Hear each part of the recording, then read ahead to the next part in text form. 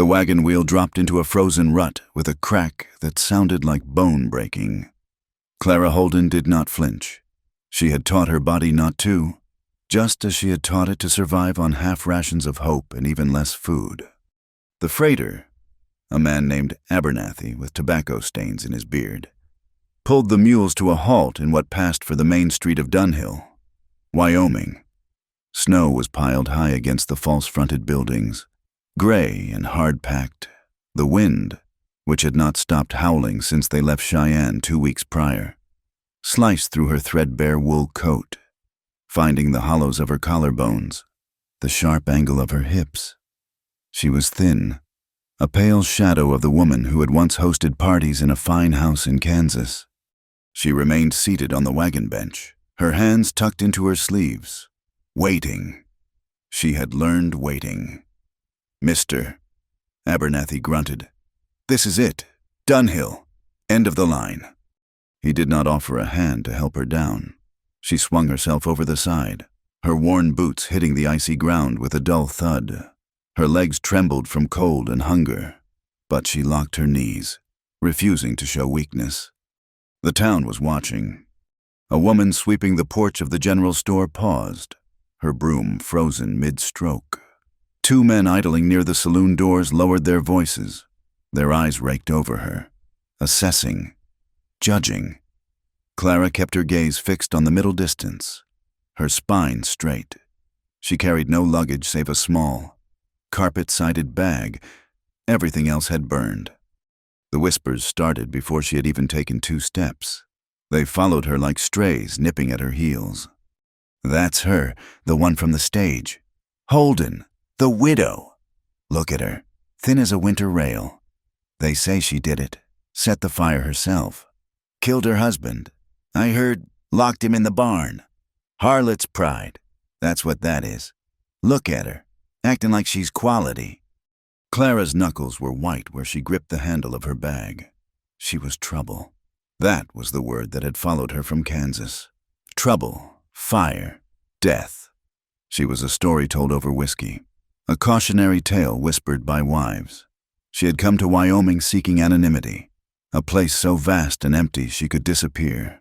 Instead, she had found Dunhill, a town so small and tight it was like a fist, ready to crush anything foreign. She walked to the only place she could, the small, snow-drifted church with the leaning steeple. The preacher, a tired-looking man named Davies, had agreed to meet her. It was his wife, however, who ran the small council of concerned citizens. Inside the general store, it was warm. The air was thick with the smells of coffee beans, cured meat, and damp wool. Mrs. Davies, a stout woman whose piety was as starched as her collar, stood near the pot-bellied stove. With her were Mr. Gable, the store's proprietor, and the preacher himself. And then there was the 4th man, standing by the far wall, away from the group. He was studying a display of horse tackle, his back to them, but his presence filled the space.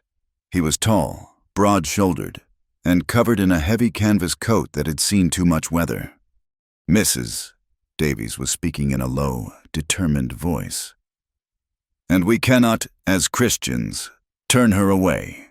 It is our duty." Mr. Gable wrung his hands.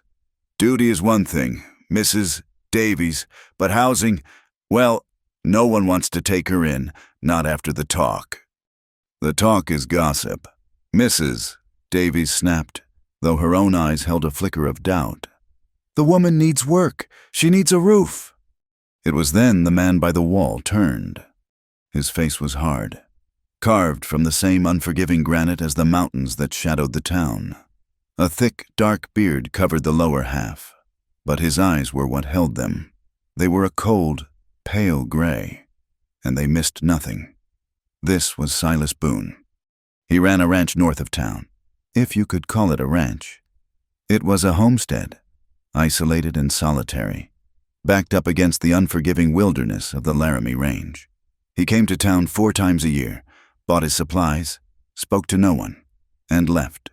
He was a recluse, a man who, the town agreed, preferred the company of cattle to people. Mr. Boone." "Mrs." Davies said, seizing the opportunity. Her voice softened, taking on the tone of righteous appeal. "We find ourselves in a difficult position." Silas Boone's gaze flickered to her, then settled on the preacher, who shifted uncomfortably. "Your position ain't my concern, ma'am." His voice was low and rough, like stones grinding together. "It is now," she pressed. "This woman, Mrs. Holden, she is destitute. She needs employ. You live alone, Mr. Boone. You have no cook, no housekeeper." Silas's expression darkened. The very idea was an invasion. His home was his fortress. "I don't—" "You do now," she said, mistaking his statement for agreement. "No." The word was flat, final. "I don't need a cook, and I don't take in strays." The insult hung in the air. "Mr." Gable looked at his boots. "Silas," Preacher Davies finally spoke, his voice thin. "The woman, she has nowhere else. The hotel won't take her. Mrs. Gable won't board her. It is temporary, just until the spring thaw. We can send her on the stage to Laramie then." Silas looked at the preacher. He looked at the store owner. He looked at the iron-willed woman by the stove. He was being cornered, and he hated it. He hated the town. He hated their rules, and he hated their misplaced charity. "It's not my problem," he repeated. "Mrs." Davies played her last card. Her voice dropped, filled with a terrible, pragmatic pity. "Then her death is on your hands, Mr. Boone, as it is on all of ours. It is 5 degrees below zero. She will not last the night in the church. She will freeze solid by morning. Is that what you want? A body to bury before the ground even thaws?" Silas stared at her. The silence in the store was absolute, broken only by the crackle of the stove and the howl of the wind outside. He was a man who understood survival, and he understood death. He hated this woman for forcing the choice on him. He saw the trap, plain as day. They would saddle him with this trouble, and wash their hands of it. He let the silence stretch until it was painful. Finally, he gave a single sharp nod. His eyes were flint. "Temporary," he bit out. "She stays clear of me. I pay her nothing. She works for her roof. Come the thaw, she's gone." "Of course. Mr. Boone." "Thank you, Mr. Boone. God bless you." Silas turned, his face a mask of cold fury. "God ain't got nothing to do with it." He stalked out of the store, leaving a vacuum in his wake. Clara was standing by the church door, shivering so hard her teeth ached. The snow had begun to fall again, small, stinging pellets. She saw the tall man emerge from the store. He strode toward her, his movements economical and angry. He stopped 5 feet from her. He did not introduce himself. He did not ask her name. "You're with me," he said. He grabbed her small bag from her hand before she could protest and tossed it into the back of a weather-beaten buckboard wagon she hadn't noticed. "Get in." Clara looked back at the church, at the warm light of the general store. The faces in the window were watching. They were relieved. She was no longer their problem. She was his. She climbed onto the hard wooden seat. Silas Boone took his place beside her, the wagon shifting under his weight. He snapped the reins, and the mules leaned into their harnesses. The ride to the ranch was 2 hours of punishing silence. Silas Boone drove the team hard, pushing them through the gathering drifts. He did not speak. He did not look at her. His attention was fixed on the white, swirling landscape, his profile rigid against the gray sky. Clara was silent, too wary. She had traded one cage for another, and this one felt far more dangerous. The man beside her was not just solitary. He was desolate. He was a part of the landscape, as cold and unyielding as the frozen earth. And the landscape itself was an enemy. They left the meager shelter of Dunhill and entered a vast, open plain. The wind was a physical thing, a screaming presence that tore at her coat and numbed her face.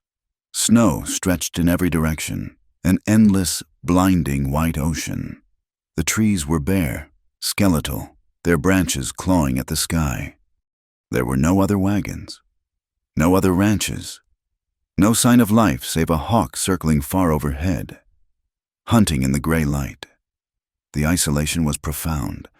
It settled over Clara like a shroud. This was a place a person could truly disappear, and no one would ever know. Finally, tucked into a fold in the hills, she saw it, the cabin. It was not a home, it was a shelter, built to withstand. Not to comfort. It was small, made of dark, rough-hewn logs, chinked with mud. A tendril of smoke rose from a stone chimney, instantly ripped apart by the wind. A small barn and a corral stood nearby, half buried in drifts. The whole place looked hunkered down, braced against the world, buried in isolation. Silas pulled the wagon up to the barn. "See to the mules," he ordered, and it was a moment before Clara realized he was not speaking to her. A man, older, grizzled, and bent, emerged from the barn. He nodded at Silas, his eyes sliding curiously to Clara, but he said nothing. Silas jumped down. "Get inside," he said to Clara. He did not offer a hand. He pointed to the cabin, retrieved her bag, and strode toward the house. She followed, her legs stiff and aching. He kicked the door open, letting in a swirl of snow. The inside was one room. It was dark, spare, and smelled of wood smoke, old leather, and coffee. A large stone fireplace dominated one wall. A rough-hewn table and 2 chairs sat in the center. A bunk was built into the far wall. A cast-iron stove took up another corner. It was fiercely, undeniably male. Silas dropped her bag by the door. "That's the kitchen," he said, pointing to the stove. "You'll cook. You'll clean. You'll mend." He pointed to a steep, narrow ladder in the corner. "That's the attic. You sleep there. Stay out of my way. Don't touch my things." Clara merely nodded, her face pale but composed. "The old hand, Jed, he eats with me. Breakfast at 5, supper at 6. Don't be late." With that, he took a rifle from the wall, put his heavy coat back on, and left, slamming the door behind him. Clara stood alone in the center of the room, the silence deafening after the wind. She slowly unbuttoned her coat. She was trembling, but she refused to let the tears come. She had survived the fire. She had survived the whispers. She would survive this. She climbed the ladder. The attic was, as she expected, a low-ceilinged space filled with shadows and dust. It was bitterly cold, the wind whistling through the gaps in the shingles. A thin mattress ticking stuffed with old straw lay in the corner. It was more than she'd had the night before. She came back down and, finding the wood box, she built up the fire in the kitchen stove. She found the pantry, sacks of flour, beans, salt pork, coffee, and little else. It was the food of survival. That evening, she made a stew. She baked bread. When Silas and Jed came in, stamping snow from their boots, the table was set. The cabin was warmer than they'd left it, and it smelled of onions and thyme. They ate without speaking. Jed ate quickly, his eyes on his plate. Silas ate slowly, methodically. Clara did not sit with them. She served them, then stood by the stove, her hands clasped. Silas finished, pushed his bowl back. He looked at her, his gray eyes assessing. "It'll do." That was the only praise she would get. The days fell into a hard, relentless rhythm. Clara rose before dawn, in the freezing dark of the attic, her breath pluming in front of her. She came down to light the fires. She cooked. She hauled water from the well, the bucket handle so cold it burned her skin. She scrubbed the floors. She mended Silas's torn shirts, her stitches small and neat. She washed his clothes in a steaming copper tub, her hands turning raw and red. She never complained. Silas noted it. He noted everything. He noted that she never whimpered about the cold draft that blew through the attic. He noted she never flinched when he and Jed brought in the smell of the barn and the cold. He noted that she ate only after they were finished, and she ate little, as if to prove she was not a burden. She avoided his gaze. She moved around him like water moving around a stone, a quiet, persistent presence that he was determined to ignore. And yet, he could not. They kept to themselves. The cabin was small, but they made it vast with their silence. He would sit at the table at night, oiling a rifle or mending a harness, and she would sit on a small stool by the fire, darning socks. The only sounds were the crackle of the fire, the scrape of his knife on the leather, the steady pull of her needle through wool, and the constant, screaming wind outside.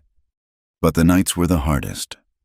Silas lay in his bunk, rigid, staring into the darkness. He was not a man who slept easily. He was used to the silence of his solitude. Now, there were sounds. He heard her, up in the attic. He heard the quiet creak of the floorboards as she moved. Her footsteps light, hesitant, as if she were pacing a cage.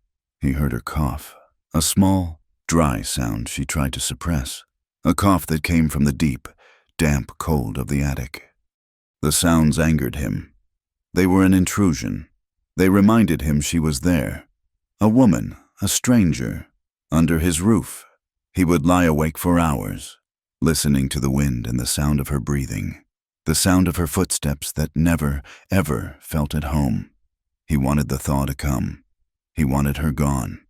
One morning, about 3 weeks into her unwilling tenure, the wind was particularly brutal. It rattled the cabin windows and forced smoke back down the chimney. Clara was tired. The cold in the attic had settled deep in her bones, and she hadn't slept. She was moving bacon from the heavy cast-iron skillet, her mind 1,000 miles away.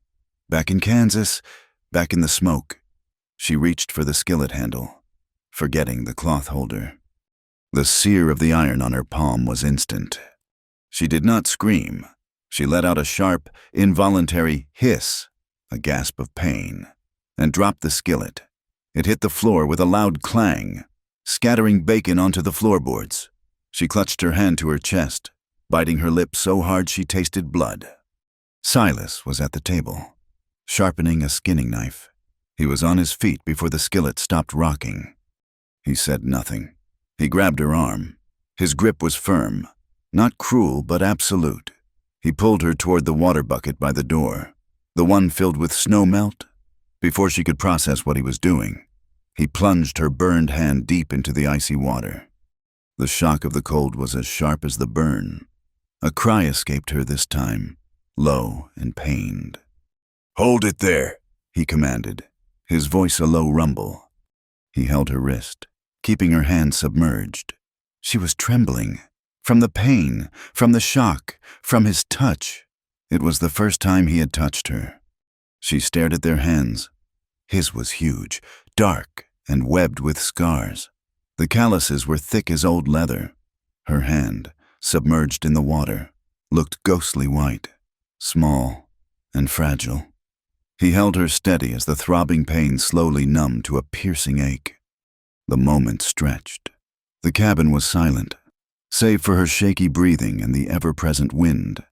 He was too close. She could feel the heat radiating from his body, smell the scent of pine soap and cold air that clung to him. After a long minute, he let go. "Keep it there." He turned and went to a small chest he kept by his bunk. He rummaged inside and came back with a tin of salve and a strip of clean linen. He took her hand from the water. The palm was angry and red, a blister already rising. He was surprisingly gentle. He spread the dark, herbal-smelling salve over the burn, his calloused thumbs moving slowly, carefully. Then, he wrapped her hand tightly with the linen, his movements efficient and practiced. He finished, his hands lingering on her wrist for a half-second. He looked at her. His gray eyes were unreadable. He seemed to be looking for something, for weakness, for tears. Clara met his gaze, her own eyes dark with pain, but unbroken. She found her voice. It was hoarse. "Thank you." Silas Boone looked at her hand, wrapped in his bandage. He looked at her face, pale and strained. A muscle worked in his jaw. He released her as if her skin had suddenly turned hot as the skillet. He gave a sharp, dissatisfied grunt that sounded like, "Watch the iron." He turned, grabbed his heavy coat from the peg, slung his rifle over his shoulder, and walked out the door, into the swirling snow and the wind. He did not slam the door, but he shut it with a finality that left the room colder than before. Clara stood by the stove, her wrapped hand cradled to her chest. She watched him through the small, frosted window, his broad back pushing against the storm. He was a dark shape, moving steadily away from the warmth, away from her, until the blowing snow swallowed him whole. She wondered, not for the first time, what secrets a man like that buried, what grief or rage he carried that made him choose this frozen emptiness as his only companion. She looked down at her bandaged hand, at the work of his... He was a man of harsh lines and cold silence, but his touch had been sure. She wondered what he was hiding under all that snow. The storm did not arrive. It fell from the sky in a single, heavy curtain of white. One moment, Silas was looking out the window at a gray, overcast day, and the next, he could not see the barn, 50 yards distant. The wind began its assault, a low, guttural moan that escalated within an hour to a high-pitched, relentless shriek. It sounded like something grieving, something starved, clawing at the logs of the cabin. Silas and Jed had spent the afternoon hauling the last of the split logs into a high drift against the cabin's north wall, banking it for insulation. They rigged a rope line from the cabin door to the barn. Jed, seeing the sky, had opted to sleep in the hayloft, closer to the stock. "Might be 2 days, might be a week," Jed had said, pulling his collar tight. "This is a bad one." Silas got the feel of 81. Silas had only nodded, his eyes on the wall of white that was swallowing the world. Then, Jed was gone, a shadow disappearing into the barn. Silas entered the cabin, stomping the snow from his boots, and shut the heavy door. The solid thud of the bar falling into place was a sound of finality. He was trapped, and he was not alone. Clara was at the kitchen stove, stirring a pot of beans. The air in the cabin was already thick with the smell of salt pork and wood smoke. She glanced up when he entered, her eyes noting the rope burns on his wrists, the hard set of his jaw. And then she looked away. The first day was silence, pressurized and heavy. The cabin, which had always felt large enough for one man, suddenly shrank.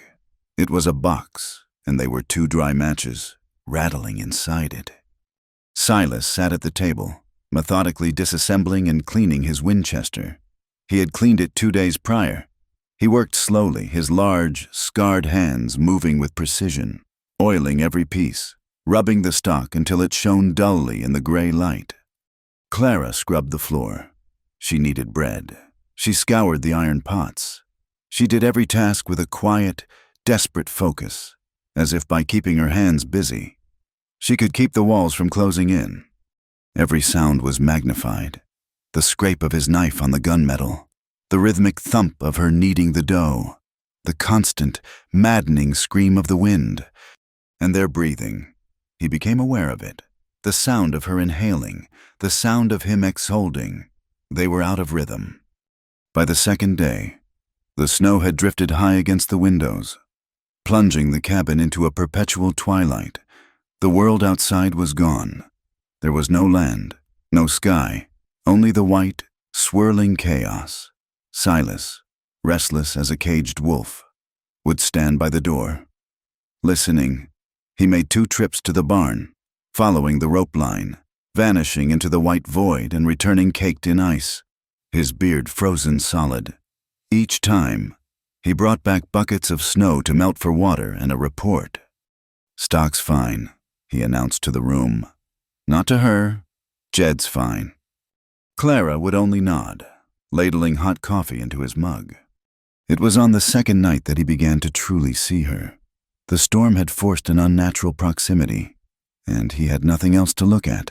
He had exhausted his rifles, his harnesses, his ledgers. Now, there was only the fire and the woman who sat beside it.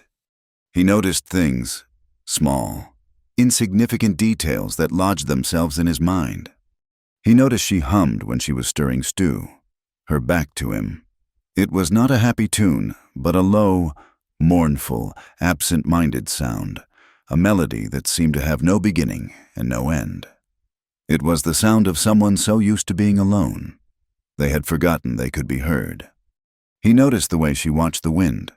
She would pause, a dish rag in her hand, and stare at the window, though there was nothing to see but the pale, ghostly reflection of the room. Her eyes would go distant, dark, as if she were not watching the storm at all, but some other, private weather that raged behind her gaze. He wondered what she saw. Fire, perhaps. He noticed her hands. The burn on her palm was healing, a patch of tight, pink skin, but her other hand, her left, he saw her massaging the knuckles, tracing the faint, yellowish bruises that had long since faded but seemed to live in her memory. The third night, the storm reached its zenith. The wind was a physical blow, making the cabin shudder. A log in the fireplace collapsed, sending a shower of bright orange sparks up the chimney. Clara, mending one of his shirts, jumped, the needle pricking her finger. She let out a small, sharp gasp and put the finger to her lips. Silas was watching her from his chair. The silence that followed was heavier than the snow piling on the roof. "It's just the wind," he said, his voice rusty. She nodded, not looking at him. "I know." He watched her pull the thread, her stitches small and perfect. He had worn shirts mended by her for weeks, and they were stronger where she had touched them. "You're afraid of it," he stated. It was not a question. She stopped sewing. She looked down at the blue wool in her lap. "No," she said, her voice quiet. "I'm not afraid of the wind." She paused. "I'm afraid of fire." The word hung in the air between them. He had heard the whispers in town. He had ignored them. Now, the source of the whispers was sitting 10 feet from him, illuminated by the very thing she claimed to fear. "That's what they said, isn't it?" she asked, her voice flat, devoid of self-pity. "In town, that I said it." Silas said nothing. He had no talent for gentle words. She finally looked at him. Her eyes were dark, like the water in the well. "My husband, Jacob, he liked to drink. When he drank, he was careless." She focused on the fire. "He kept the kerosene for the lamps in the barn, near the stable. It was foolish." She was speaking to the flames, not to him. "There was an argument. There was always an argument. He went to the barn to sleep it off. He said he took a lamp." She closed her eyes for a moment. "I woke up later. The sky was orange. The sound? It's not like the wind. It's a roar, a hunger. I ran out. I tried to get the door open, the big barn door, but it was already too late. The heat was... I couldn't get close." She looked at her hands, the one that was burned, the one that was bruised. "They said I should have tried harder. They said I must have locked it. They said a woman with a new dress and an old bruise is a woman who wants to be a widow." She fell silent. She had not cried. She had recited the facts, a lesson learned by heart. Silas watched her, his face an unreadable mask. He knew about talk. He knew about fires. He leaned forward, resting his forearms on his knees. "War," he said. The word was so abrupt, she flinched, looking at him. "That's my fire," he clarified. His voice was a low growl, meant to stay near the floor. "Fought with the Pennsylvania Volunteers. I was at Shiloh." He stared into the fire, but he was seeing something else. "You talked about the smell of smoke. You don't know smoke until you've smelled 1,000 men and horses burning. After the second day, we couldn't bury them fast enough. The air gets thick, oily. It sticks to you. It gets in your bread." He picked up a poker and jabbed at the logs. his knuckles white. I saw things a man does to another man that a coyote wouldn't do to a carcass. When it was over, I went home, back to my father's farm in Lancaster County." He laughed, a short, harsh sound that had no humor in it. It was spring, green, so green it hurt your eyes. People were complaining about the price of feed. They were worried about the preacher's sermon. They talked so much, and the air was clean. It felt wrong, like I couldn't breathe. He put the poker down with a clang. I lasted 2 weeks, sold my share of the farm, bought a horse and rode west. I didn't stop until I got here. A place where the wind scours everything clean and a man's neighbors are a day's ride away. He looked at her, his gray eyes hard and clear. "We all got our own fires, Mrs., Holden, the ones that burn us and the ones that follow us." A long silence settled, but it was not the silence of the first day. This was a different quiet. It was the quiet of a truce, the quiet of 2 ghosts who had just admitted to the other that they were, in fact, dead. Clara picked up the shirt again. "He must have been a good man. Your father." Silas looked surprised. He had expected pity or fear.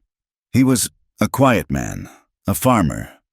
"You miss the green," she said softly. "No," he said, too quickly. "I don't." She gave him a small, knowing look. Then, a strange thing happened. She was trying to thread the needle in the dim light, squinting, her tongue caught in the corner of her mouth. He, clumsy in his attempt to break the tension, leaned over and held the lantern closer. He misjudged, and the hot metal rim of the lantern nearly touched his sleeve. He jerked back, swearing under his breath, and knocked a small tin of buttons from the table. They scattered across the floor, rattling like dried beans. He stared at the mess, his broad shoulders slumped, a giant of a man defeated by a needle and thread. Clara looked at him.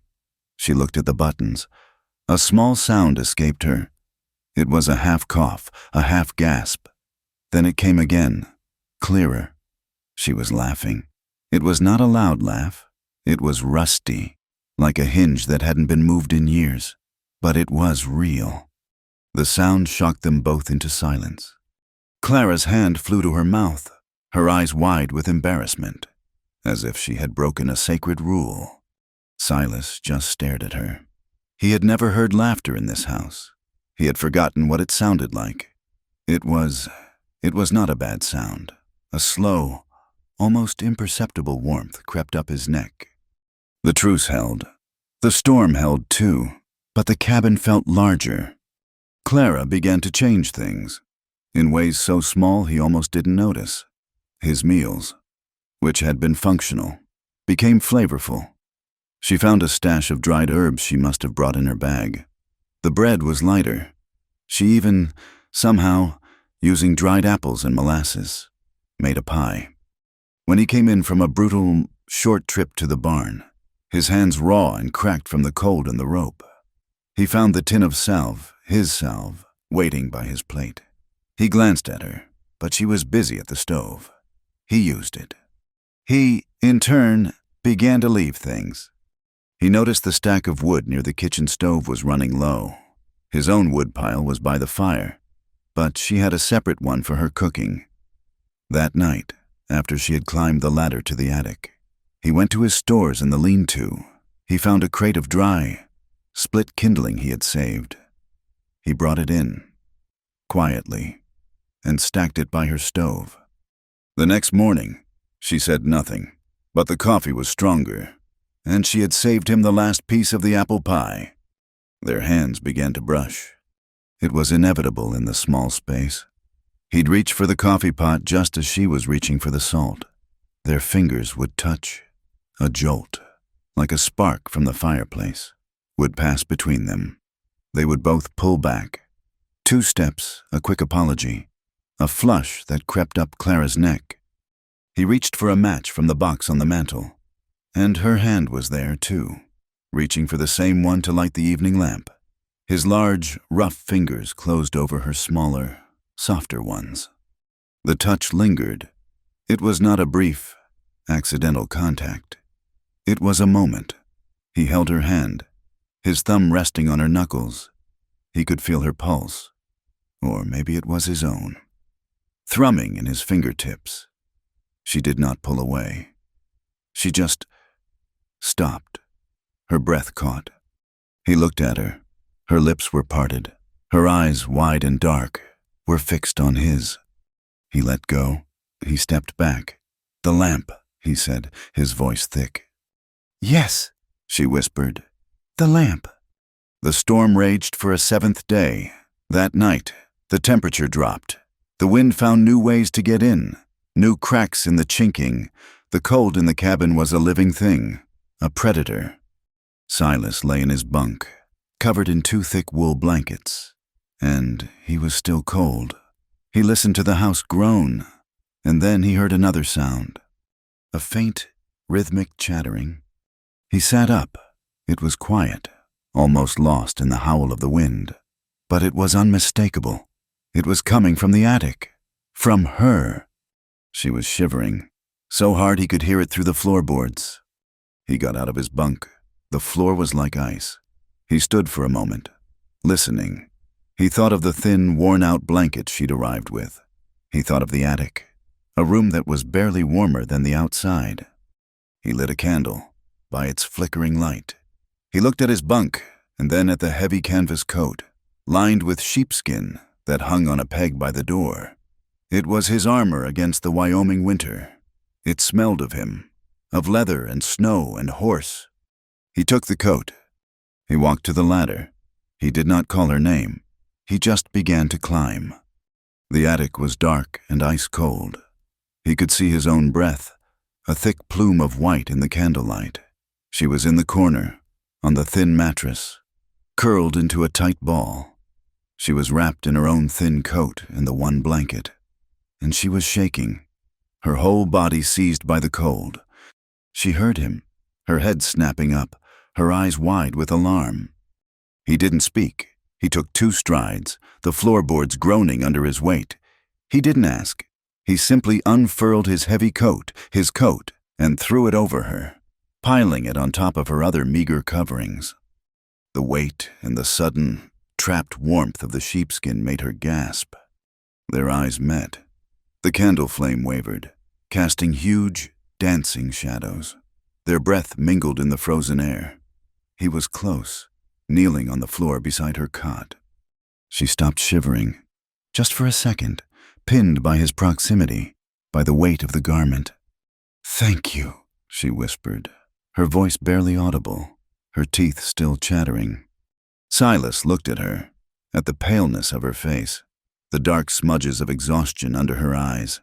He felt a strange, unfamiliar ache in his chest, a feeling he had long ago buried in the hard soil of Pennsylvania.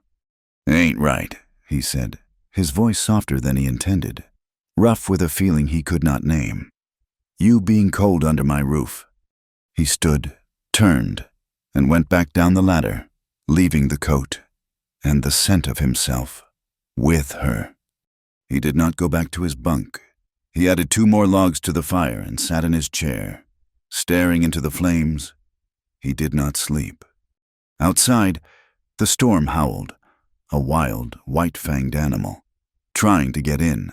But inside the cabin, for the first time, a subtle, hesitant warmth had begun to take root. In the attic, wrapped in a coat that was still warm from a man's body, Clara Holden closed her eyes, and for the first time in a year, she did not dream of fire. The snow did not vanish. It surrendered. It retreated slowly, grudgingly, from the south-facing slopes, leaving behind a world of mud and exposed stone. The sound of the wind was replaced by the sound of water, a constant dripping from the eaves, a gurgle from the awakening creek, a wet sigh from the land itself. The world was thawing, and the cabin, which had been a fortress against the cold, now felt damp and small. Inside, the pressurized silence of the blizzard had been replaced by a new, tentative quiet. They were no longer 2 survivors, but a man and a woman, acutely aware of the space between them, The memory of the coat, of the shared confessions by firelight, lay on the air, unspoken. One morning, Silas stood at the open door, inhaling air that no longer stung. It smelled of wet earth and pine. "I'm going to Dunhill," he announced. He looked at the muddy track that passed for a road. "Wagon will be useless. I'll take the mules and the buckboard." He paused, his back still to her. He'd been coming to this decision for a week. "The supplies are low. Flour, salt, coffee."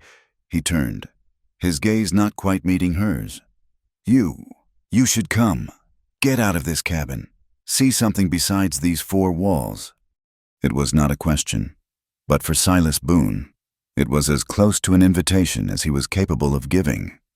Clara, who had been washing the breakfast skillet, stilled. Her reflection in the murky water of the wash basin was pale, her hair pulled back in a severe bun. She looked up. He was offering her a choice, a small step toward a partnership. "Yes," she said, her voice clear. "I will need my coat." The ride to Dunhill was a study in contrasts. The first time, she had been a prisoner, he a captor, the world a frozen hell. This time, she sat beside him not by force, but by invitation. The buckboard jolted and slid in the deep, muddy ruts, and more than once, Silas had to put a steadying hand on the seat as they lurched. He did not touch her, but the space between them was a mere 6 inches.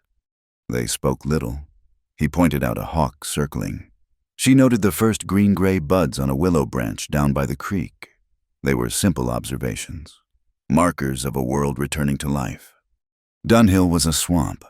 The main street was a river of thick, brown mud, deep enough to swallow a boot.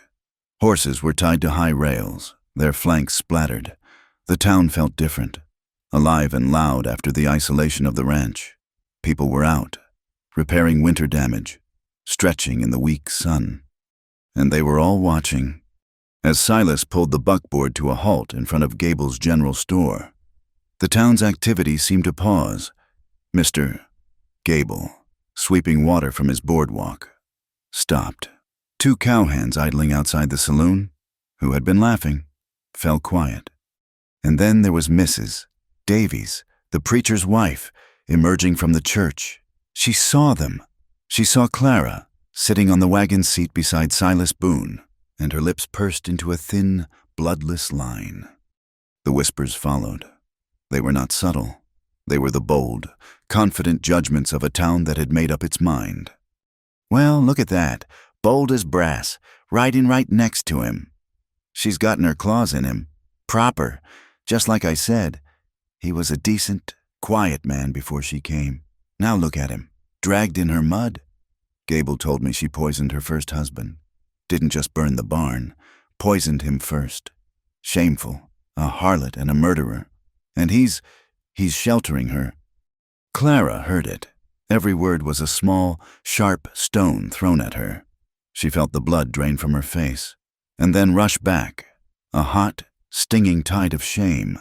She wanted to shrink, to disappear into the rough wood of the seat.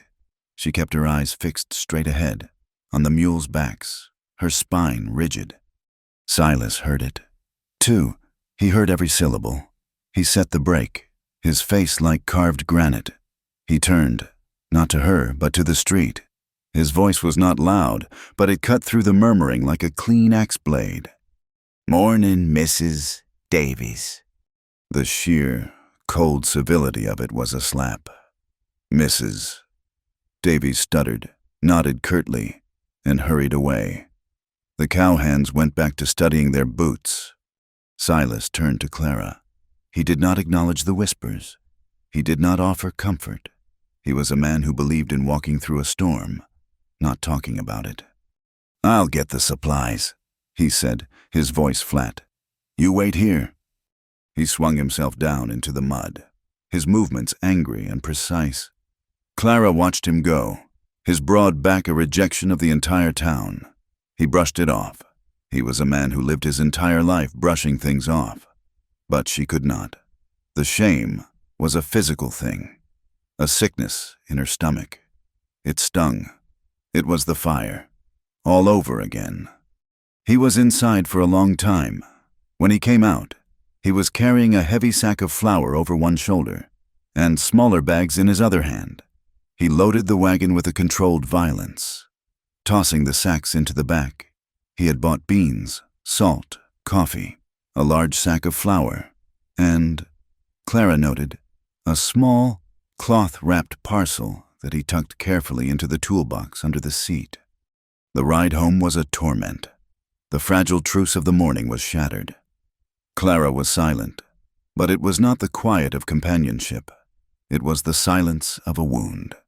She was rigid, her hands clenched so tightly in her lap that her nails bit into her own palms. Silas drove the team hard, his jaws set, his eyes fixed on the muddy road.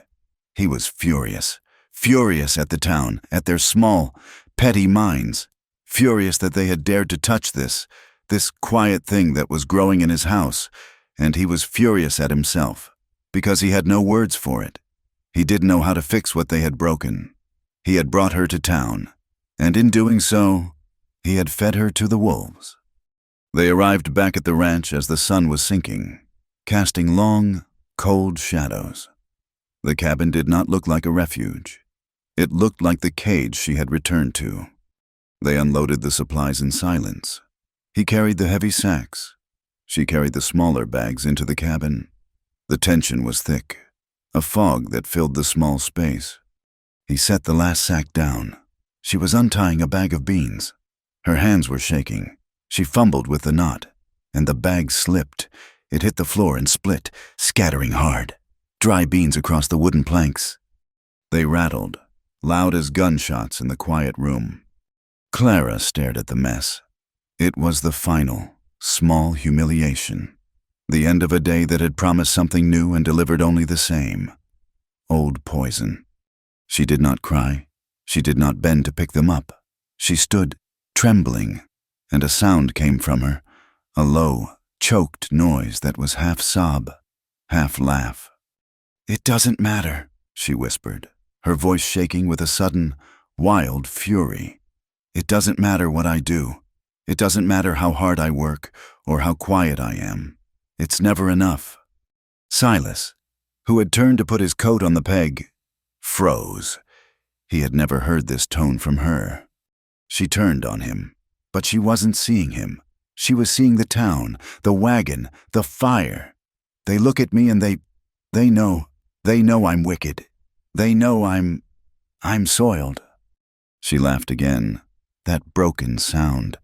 "They think I'm nothing but poison." She lashed out, not at him, but at the world. Her fist hit the rough log wall, the sound a dull, soft thump. "Poison. That's what they said, wasn't it? That I poisoned him? That I have claws?"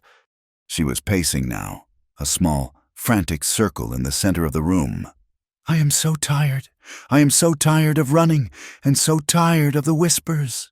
I came here to be gone, and they won't let me. They just won't let me be."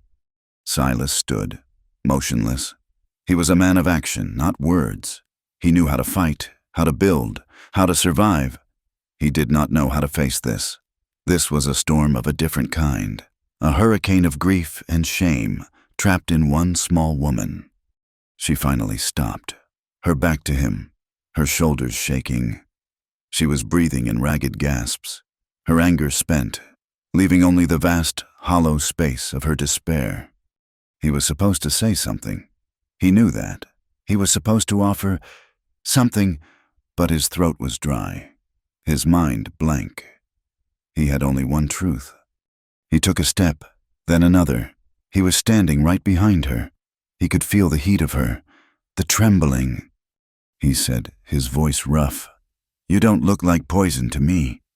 The words were so simple, so unexpected. They were not a denial of the town's claims. They were not a promise of protection. They were just his truth. It broke her. The dam of her control, the wall she had built around herself, cracked and dissolved. A sob, a great, racking sound, tore from her throat. Her knees buckled. She would have fallen, but he was there. Silas moved without thinking. It was instinct, the same instinct that made him pull a calf from a freezing river. He reached out, his big, scarred hands clumsy. He grabbed her arms, turned her, and pulled her in. He held her. It was awkward. He was a rock, unmoving, and she was a storm, breaking against him. His arms, more used to hauling logs and roping cattle, felt stiff and strange. He wrapped them around her, one hand landing on her back, the other tangling in the loose hair at the nape of her neck. He held her tight, as if he could physically hold her together. Clara wept. She wept for her dead husband, for the life she had lost, for the fire, for the whispers, for the long, cold, lonely months. She wept for the beans scattered on the floor. She buried her face in his rough, wool shirt, which smelled of pine and cold air and him, and she let go. He did not pat her. He did not shush her. He just stood, a solid, unyielding wall in the center of the cabin, and let her weep. He let the storm rage, and he did not move. His hand on her head was fiercely, awkwardly, protective. Slowly, the sobs quieted. They subsided into shudders, then into shaky, catching breaths. She was still pressed against him, her ear to his chest. She could feel the steady, slow thump-thump of his heart under her cheek. It was the most solid, real thing she had felt in years. The energy in the room had changed. The air was thick, no longer with shame, but with something else. A heat, a current. She pulled back, just enough to look at him. Her face was a mess, wet with tears, streaked with dust. She was embarrassed by her outburst, by this intimacy. He just looked down at her. His gray eyes were dark, no longer cold, but filled with a strange, turbulent light. He was looking at her as if seeing her for the first time. Her hand, trembling, came up. She did not know why she was doing it. She lifted it and touched his cheek. She felt the rough scrape of his beard, the warmth of his skin. It was a question, a thank you. His eyes closed for a second. A tremor went through him, a deep shudder, as if he'd taken a blow. He leaned into her touch, and then he was leaning down. She saw it coming. Her breath hitched, her eyes fell to his mouth. He was going to kiss her. He was inches away, his breath fanning her face, warm and tasting of coffee. She did not move. She did not breathe. He stopped, a fraction of an inch from her lips. His eyes flew open. They were wide, filled with a sudden, sharp panic. It was guilt. It was fear. He had let the walls down, and now he was exposed. He was a man who had not let himself feel, not for a decade, and the sudden rush of it was too much. It was a betrayal of his solitude, of his past, of the cold, clean life he had built. He jerked back as if he'd been burned, not by a skillet, but by her. He stumbled a step, putting a yard of cold air between them. He couldn't look at her. He stammered, his voice thick and unrecognizable. The wood. I need to chop wood. He grabbed his axe from beside the door. The wood box was already full. He didn't care. He bolted from the cabin, leaving the door open in his wake. Clara was left standing alone in the middle of the room, the spilled beans at her feet. She was trembling from head to toe. She slowly raised her fingers to her lips, where his had almost been. That night, the cabin was silent, but it was a new, charged, agonizing silence. From the attic, Clara lay in her cot, wide awake. She could hear him, the thwack of the axe on wood. Thwack! Thwack! Thwack! It was long past dark, a moonless, cold night, and still he chopped. It was a violent, relentless sound, a man at war with a log, at war with himself. The next few days were unbearable. They were strangers again. But it was worse. They were strangers who had touched, who had almost...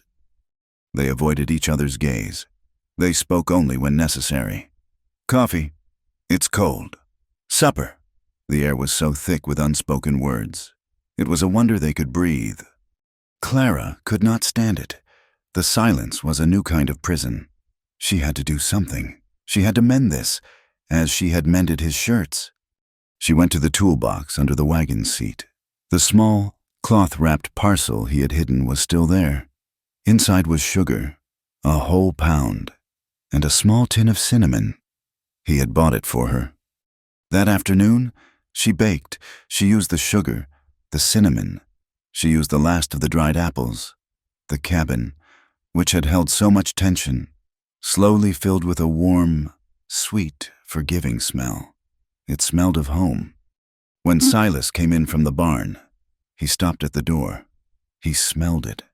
He saw the golden-crusted apple pie on the table. He saw the loaf of sweet bread, cooling on a cloth. He sat. He did not speak. She served him his stew. He ate. Then she placed a slice of the pie in front of him. He looked at it. He looked at her. She was holding her breath. He picked up his fork. He took a bite. He chewed. Slowly, his expression thoughtful. He took another bite. He finished the slice. He pushed the plate back, and for the first time in 3 days, he met her eyes. "It's good," he said. Clara let out her breath. A small, tentative smile touched her lips. The tension in her shoulders eased. It was a start. It was peace. And in that exact moment, the peace shattered. A new sound. Not the axe, not the wind. The sound of a horse, ridden hard, splashing through the mud. It was coming right for the cabin. Silas was on his feet before the horse had even stopped, his hand closing around the rifle he kept on the wall. He moved to the window, his body tense. Clara's heart seized. A man, dressed in a black wool suit, spattered with mud but clearly expensive, swung down from a lathered bay horse. He was not a rancher. He looked like a man from a bank or a courtroom. He looked like her old life. He strode to the door, his face a mask of cold fury.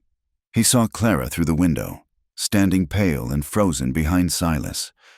"Clara!" he barked, his voice a cold, sharp command. "Clara Holden, you get out here right now. You think you can run from this? You are coming back to Kansas to face what you did." Silas stepped out onto the porch, the rifle held low, but not hidden. "You're not welcome here. State your business and leave." The man's eyes flickered to Silas, dismissing him. "This is family business. Rancher, it has nothing to do with you." He looked back at Clara, his lip curling. "I am Marcus Kane, her late husband's brother, and I'm here to take her home." The man on the horse was a piece of the past Clara thought she had buried under 1,000 miles of rock and prairie. Marcus Kane. He had his brother's eyes, cold and assessing, and his brother's way of standing, as if he owned the ground beneath his feet. Clara remained frozen in the cabin doorway, the scent of the sweet bread turning to ash in her mouth. Silas stood on the porch, a solid, immovable object between her and the man. The rifle was still in his hand, held at his side, but the weight of it was clear. "This ain't Kansas," Silas said, his voice a low rumble, "and this ain't your property. You got 3 minutes to turn that horse around." Marcus Kane smiled, a thin, unpleasant stretching of his lips. He was not a man to be intimidated by a backwoods rancher. He had money, and he had the law. "I'm sure it ain't," Marcus said, looking around at the mud and the stark, lonely hills with disdain. "I'm here on behalf of my family's estate. My brother, Jacob, God rest his soul, left certain legal matters unresolved, namely his wife." His eyes snapped to Clara. "She abandoned the estate, fled the county, stole items of significant value, my mother's silver, jewelry, family heirlooms. We have a warrant for her arrest in Kansas, but I am a merciful man. I am here to escort her back, to avoid public embarrassment." "She stole nothing," Silas said, his knuckles white on the rifle stock. "She stole his good name," Marcus snapped, his civilized mask slipping. She poisoned him in the town's mind. And when that wasn't enough, she finished it, and she will answer for it. This is a legal matter. Rancher, you interfere. You'll be charged with harboring a fugitive. I have the papers."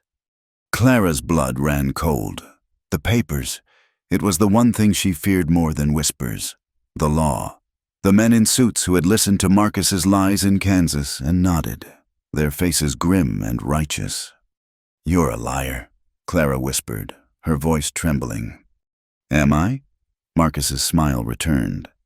"Tell that to the judge. I'll be in Dunhill, at the hotel. I'm giving you 24 hours to pack your things. Clara, if you're not there, I'm riding to Cheyenne to fetch the territorial marshal. And I assure you, he will be far less gentle than I."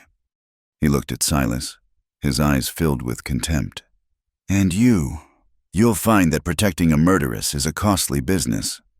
He reined his horse around, the animal turning neatly, and galloped back down the muddy track toward town.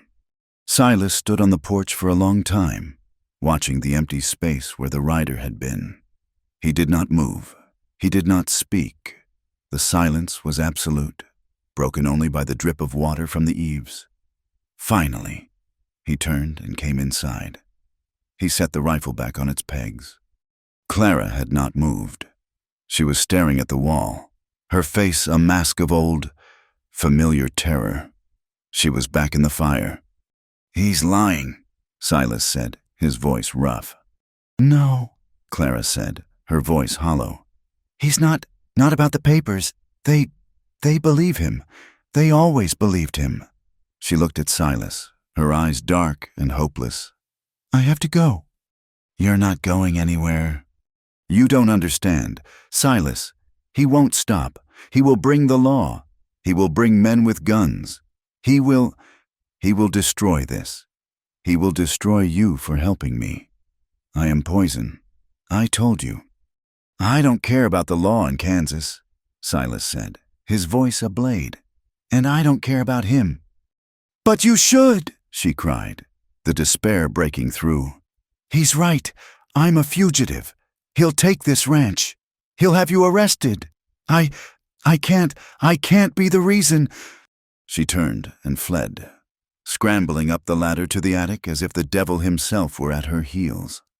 Silas let her go.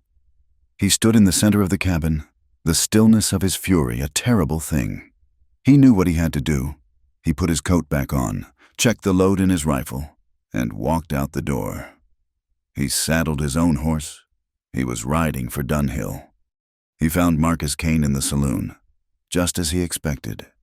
Marcus was holding court, a bottle of whiskey on the table, buying drinks for 2 local cowhands Silas recognized.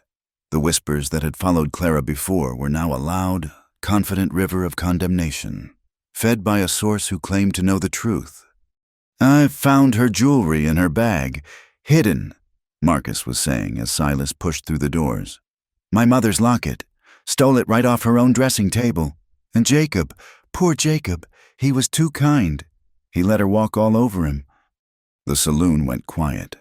Every man in the room, the bartender, the cowhands, the old prospector at the end of the bar, turned to look at Silas. Silas ignored them. He walked straight to the table. He did not speak to Marcus. He spoke to the men drinking with him. "This man's buying you poison," Silas said, his voice quiet, but it carried in the silent room. "I'd advise you to spit it out." The cowhands, suddenly looking at a bottle that was no longer free, shuffled their feet and backed away from the table. Marcus Kane stood up slowly. He was smiling, but it was the smile of a snake. "Mr. Boone, come to join me. I was just telling these gentlemen about my runaway sister-in-law." "She's not your sister-in-law," Silas said. "She's a widow, and you're not her family. I'm the executor of my brother's estate. She is a criminal. And you, sir, are now an accomplice. I told you I had papers." "Papers don't make a thing true," Silas growled. He was close now, his shadow falling over Marcus. "They're just words, and so are you. You threaten me." Rancher? Marcus asked, his hand going to his suit pocket. But it wasn't for a gun. It was for a folded piece of paper. This is a U.S. warrant. You assault an officer of the court, which I am, in this matter, and you will spend 20 years in a federal prison. Now, I suggest you go back to your lonely little homestead and convince that woman to turn herself in. It is, as I said, the law. Silas stared at him. He saw the truth. Marcus wasn't a man you could fight with your fists. He was a creature of paper and ink, of rules and lies. A different kind of predator than Silas had ever known. He could break Marcus in half with his bare hands, but Marcus would win. The law was on his side. Silas was stalemated. He could not punch the law. He could not shoot a piece of paper. He turned, his shoulders rigid with a frustration so deep it tasted like bile. He stalked out of the saloon, the sound of Marcus's soft, confident chuckle following him into the street. Clara was in a panic. She saw him ride back. She saw the defeat in the set of his shoulders. She saw the black, murderous fury in his face as he unsaddled his horse. He had failed. Marcus had won. She knew what she had to do. She had been running her whole life. One more run would not matter. She would not be the reason Silas Boone, the only man who had shown her a moment's kindness, was dragged down. She would not be the reason more blood was spilled. That night, the cabin was a tomb. They did not eat. She stayed in the attic, and he sat by the fire, sharpening a knife he had already sharpened twice. The tension was a living thing, a coil tightening in the dark. She waited. She waited until the cabin was completely still, until the only sound was the low breathing of the fire and the steady, quiet rhythm of the man below, who she thought was asleep. She moved in the dark. In the corner of the attic was a small, battered trunk. It was the only thing she had taken from Kansas, the one she had arrived with, filled with the last remnants of her old life. She had not opened it since she arrived. She opened it now. She pulled out her few things, her spare dress, the mending kit, the worn-out shoes. She began to pack them, her hands shaking so hard she could barely fold the cloth. She worked by the sliver of moonlight coming through the gap in the shingles. She was packing when the floorboard creaked at the top of the ladder. She froze. Silas stood in the opening, a dark silhouette against the faint glow of the embers from below. He said nothing. He just watched her, kneeling on the floor, her life half packed into a trunk. "I have to," she whispered, her voice breaking. "Don't you see? I have to go. I won't be the reason. I ain't gonna be the reason more blood gets spilled." He moved, not down, but into the attic. It was the first time he had been up here since he'd given her the coat. The air was cold, smelling of old wood and her, of soap and faint, fading herbs. He crossed the small space in 2 strides and stood over her. She flinched, expecting anger. He knelt. He was so close. She could feel the heat of him in the frigid air. He did not touch the trunk. He reached for her. His hand closed around her wrist, the one that was stuffing a woolen shawl into the corner. His grip was not cruel, not like Jacob's. It was gentle, but firm as iron. It was a hold that was not meant to harm, but to anchor. "You're not leaving," he said, his voice low and certain, a rumble in the dark. "Not unless you want to." He looked into her eyes, and his gaze was so intense. It stripped her bare. "And I don't think you do." That was it, the simple truth. "I don't think you do." It broke the last of her defenses. She had been holding this back, the last, darkest part of the story. She had given him a piece of it, but not the whole. "You don't know," she choked, the tears she had refused to shed now running hot down her cold cheeks. "You don't know the truth.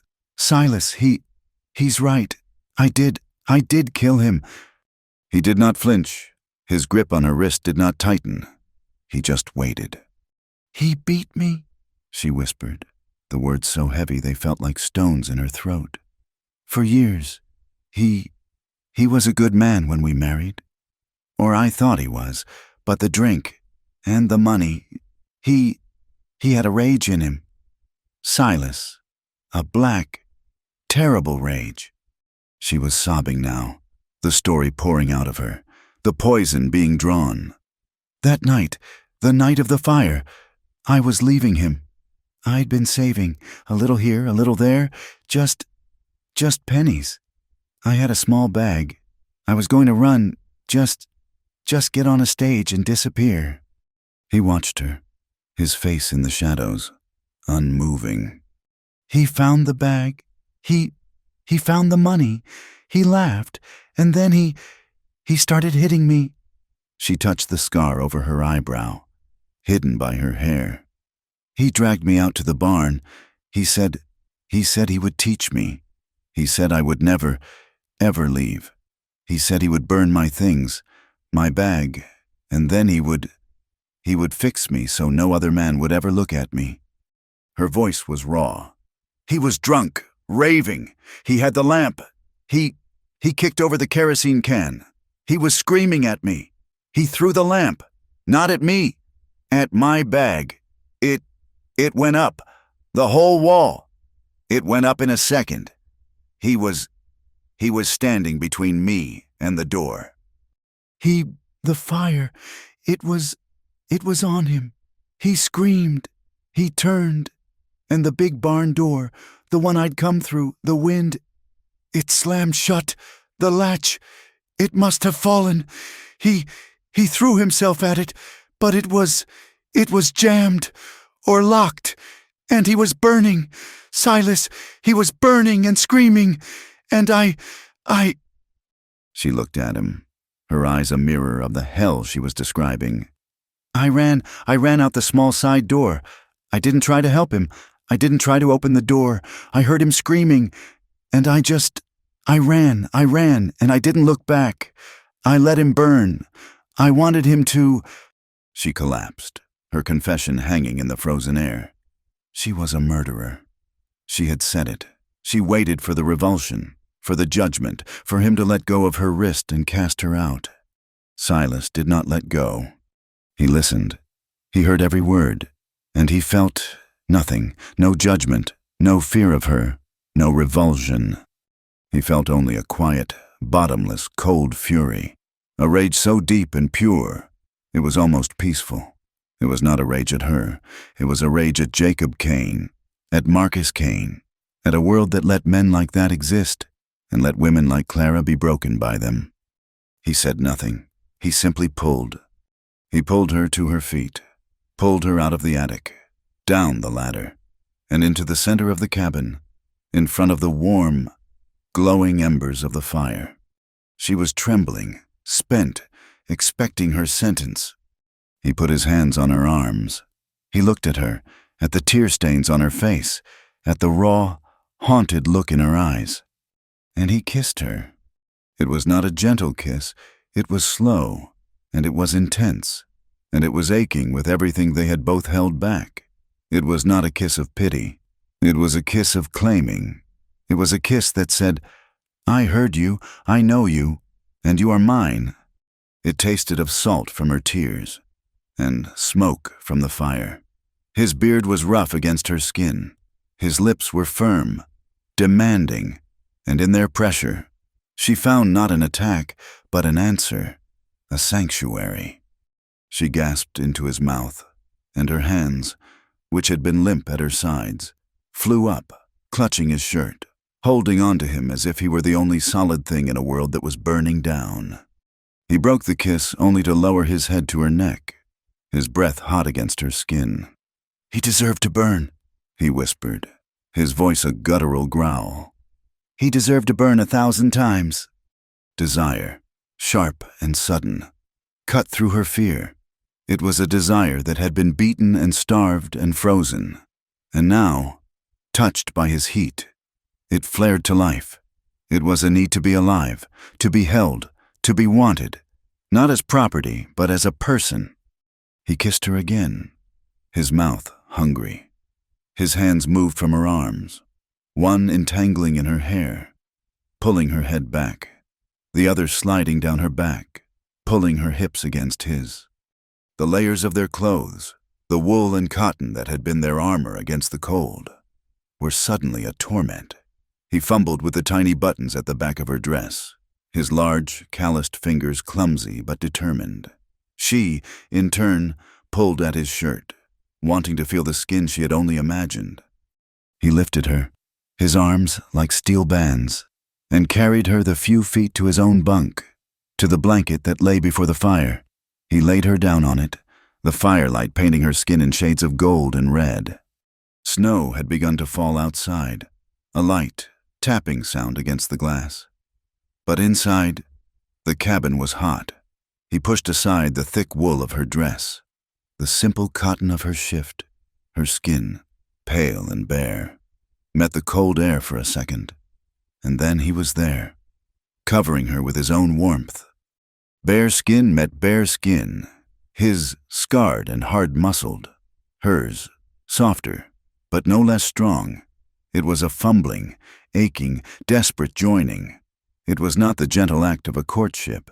It was the raw, necessary collision of two people who had been alone for too long. Two people who saw in the other a reflection of their own brokenness, and a hope for being made whole. It was fierce, and it was quiet.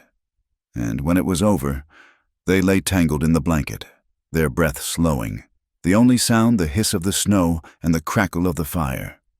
He held her, his arm heavy and protective across her stomach. She lay with her head on his chest, listening to the steady, strong beat of his heart. She had never felt so safe in her entire life. He stroked her hair, his rough fingers catching in the tangles. He held her like that for a long time. Then, he whispered, his voice low in the darkness, "You're not going anywhere, Clara."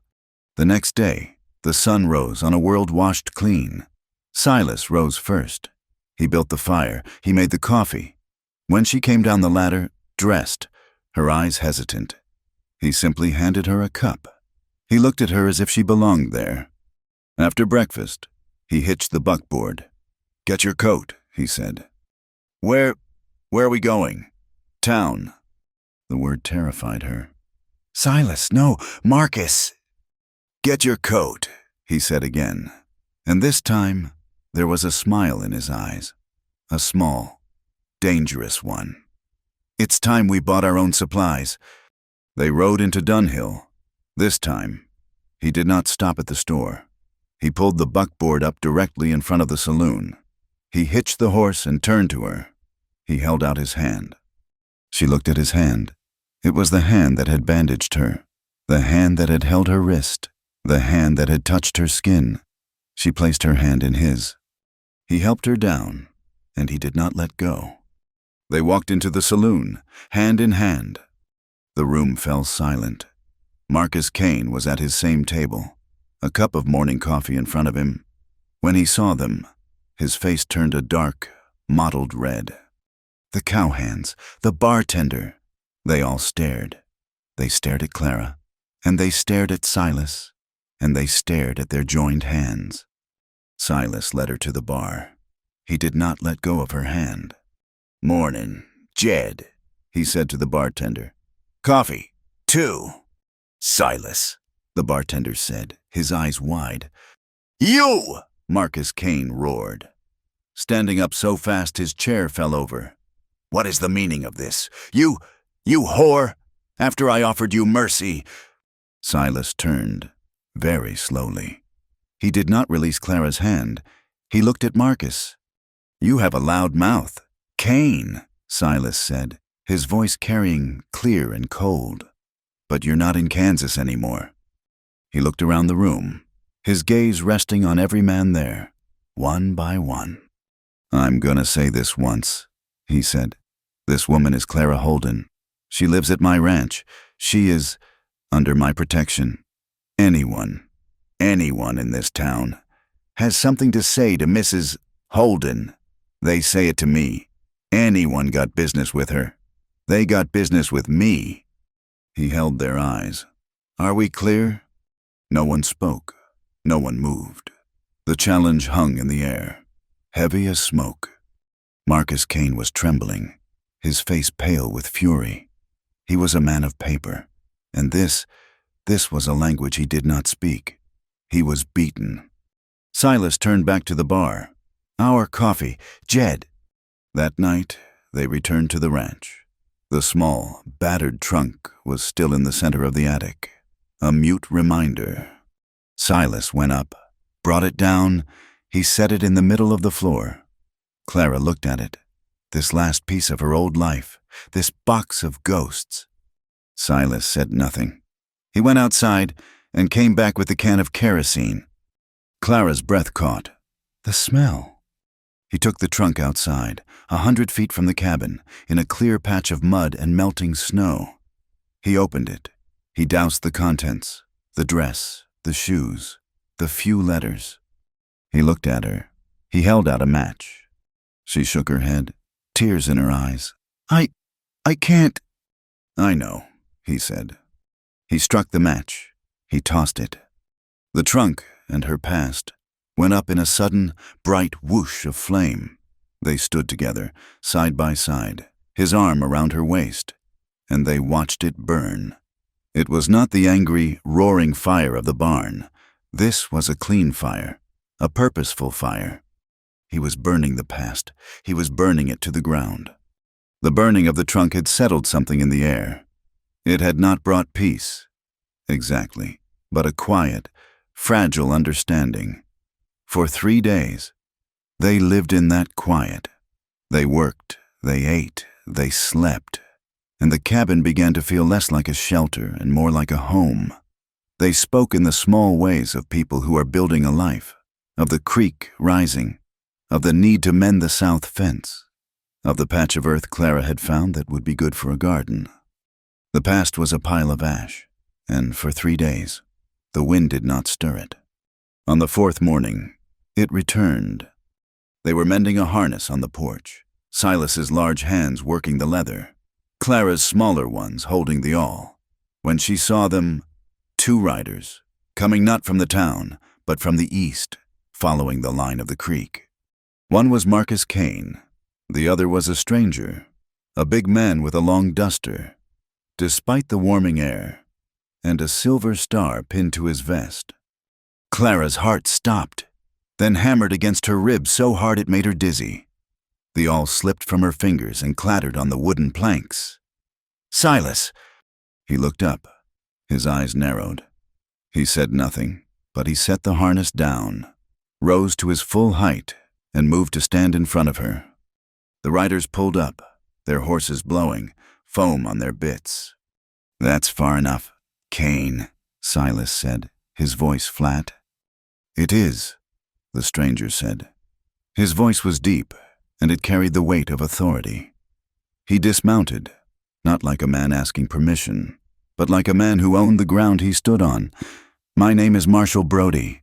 I'm a U.S. Marshal, operating out of the Kansas Territory. I have a warrant for the extradition of one Clara Holden." He was not like Marcus. He was not fueled by whiskey and spite. He was a man of cold, hard law. He held up a folded, official-looking document.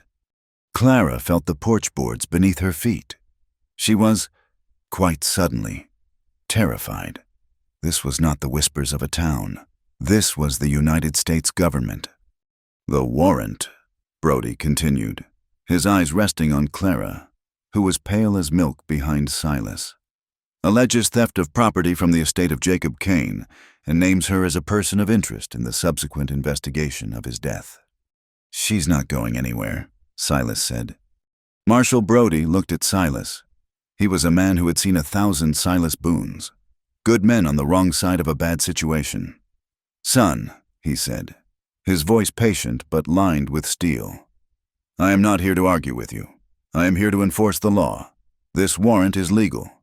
It is binding. You interfere, I will arrest you for obstructing a federal officer. It's that simple."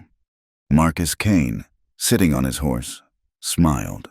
It was the smile of a man who had finally, truly, won. "It's over. Clara, you can come with the marshal, or you can come in chains, but you are coming." "Silas," Clara whispered, her hand clutching his shirt from behind. "Don't, please don't." She was not afraid of Marcus. She was afraid for Silas. She would not be the reason he was shot or jailed. Silas did not move for a long moment. He was calculating. He could take Marcus. He might even be able to take the marshal, but he could not take the law. He could not win a fight against a piece of paper that had an army behind it. "She deserves to speak her piece," Silas said, his voice rough, "not to be dragged back like a dog." "I agree," Brody said, surprising them. "Which is why I told Mr. Kane I wouldn't be hauling a woman off without hearing all sides. This ain't Kansas. This is Wyoming territory, and a man's home is his own." He looked at Marcus. "We will have a hearing. In town. A public inquiry. I'll hear what Mr. Kane has to say, and I'll hear what the woman has to say, and I'll hear what the town has to say about her. Then I'll make my decision."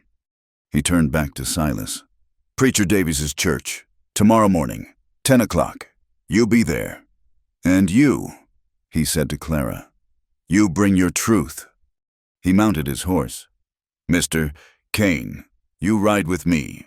We'll take rooms at the hotel." Marcus, his face dark with fury at the delay, had no choice but to follow. He shot one last look at Clara, a look of pure, possessive hatred, and then they were gone. Two riders heading toward Dunhill. Clara sank onto the porch step, her legs giving way. She was shaking so hard her teeth chattered. Silas sat beside her. He did not touch her. He just sat, his presence a solid wall. The silence stretched. The harness lay forgotten at their feet. "He's a fair man, that marshal," Silas said finally, staring at the horizon. "He's a lawman," Clara whispered. "He has a warrant? What hope is there?" "It will be my word against Marcus's. My word has never been enough." "This time," Silas said, turning to look at her, his gray eyes steady, "it won't just be your word." The church hall was full. It was not a Sunday, but the entire town of Dunhill had turned out. They packed the pews, standing 3 deep in the back. Mr. Gable and his wife, Mrs. Davies, her face a mask of grim duty. The cowhands from the saloon, Jed, Silas's hand, stood near the back, his hat crushed in his hands. It was a trial by audience. Marshal Brody stood at the front, by the preacher's podium. Marcus Kane sat in the front pew, a thick leather satchel on his lap, looking for all the world like a grieving relative. Silas and Clara walked in. A hush fell over the room. The whispers died. Silas, his face hard, led Clara to the other front pew. He sat beside her. He did not hold her hand, but he sat so close their shoulders were almost touching. He was a physical statement. "She is with me." Marshal Brody began. He was not a man for ceremony. "This is an informal hearing. I am here to determine if there is just cause to execute a warrant of extradition. Mr. Kane, you have brought the complaint. State your case." Marcus stood. He was dressed in his best black suit. He was calm, reasonable, and full underscore of sorrow. He was a perfect actor. "Thank you, Marshal. Thank you, good people of Dunhill." He looked at the crowd. "I am not here for vengeance. I am here for justice. For my brother, Jacob, a good man, a kind man, a man who was, perhaps, too forgiving." He told his story. He spoke of Clara's difficulties, her unstable nature. He spoke of his brother's generosity, how he'd given her everything, and how, he said, she had begun to change. We feared for him," Marcus said, his voice breaking at the perfect moment. He was afraid of her, and then the fire." He paused. "I will not speak of the horrors of that. I will speak only of the law. My brother's estate was to be settled.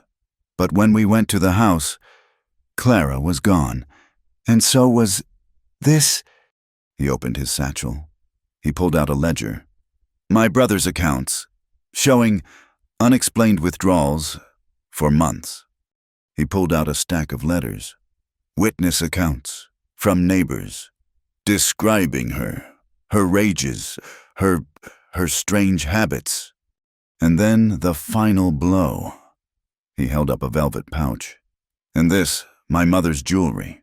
Items my brother kept in a locked box. A box Clara had the key to. I found this pouch, empty, in her abandoned things. She had taken them. Marshall fled. She stole our family's history, and she left my brother in ashes. He sat down. The room was silent, the air thick with condemnation. It was a damning, complete story. Mrs. Holden, Marshal Brody said, his voice flat. Your response? Clara stood. Her legs were shaking. Every eye in the room was on her. A physical weight. She looked at Marcus's ledger. His letters, lies, all of it, twisted lies. It is not true, she said, her voice a small, thin thing in the heavy silence. It's not true? Brody asked. Which part? Did you not leave? I did, yes. Did you take money? I saved my own money. What he gave me for the house. I saved it. So you did take it. And the jewelry? No, Clara cried, her voice cracking. I would never. Then where is it? Mrs. Holden, Marcus called out from his seat. It is gone, and so were you. I ran, she whispered, looking at the floor. I ran because I was afraid. Afraid of what? Brody pressed. She could not say it. She could not speak of the beatings, of the degradation. It was too private, too shameful. And she saw the faces of the crowd. Mrs. Davies, her lips pursed. Mr. Gable, looking away. They would not believe her. They saw a hysterical woman, a liar, a murderess. She has no answer, Marshal, Marcus said, standing again. She is a liar. She is a thief. And God forgive me, I believe she is a killer. The warrant is just, take her back. The room was turning, a tide of judgment ready to sweep her away. Clara looked, in her desperation, at Silas. He was watching her, his face unreadable. Marshal Brody sighed. He looked at Clara with a kind of weary pity. Mrs. Holden, you have given me nothing. I have a warrant here. I have a complainant with evidence. I have a local populace that seems troubled by your presence. And I have you, giving me nothing. I see no reason not to. You're wrong. The voice cut through the room.